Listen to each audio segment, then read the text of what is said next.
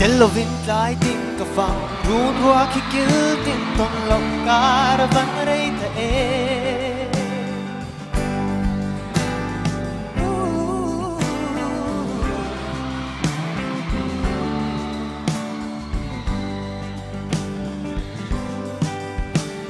vo in ka chuan na a oi sa me la va alang si lo mo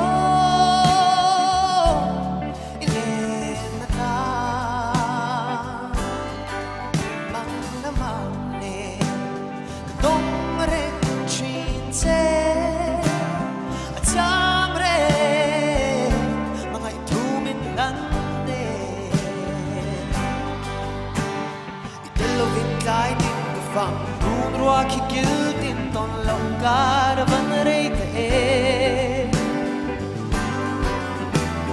Loi ki ka nul bang don lo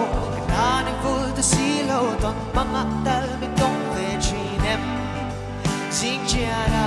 min ngai ve chinem Kar la chao hi min dang tu mi se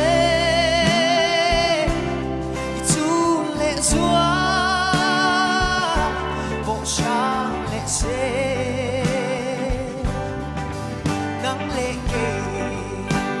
turin nong te ma se mo do ai sampai mo itelovin kai tin ka fang run rua ki kil tin ton long kar van rei te bang dong lo na ni vul ta si lo ton mga tal min dong ve chinem sing chiana min ngai ve chinem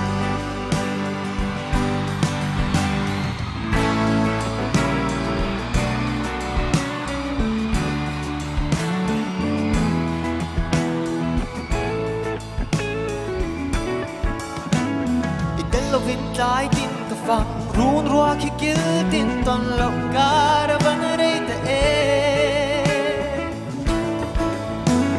Loi ki ka nul bang don lo ka ta ni vul ta si lo ton mga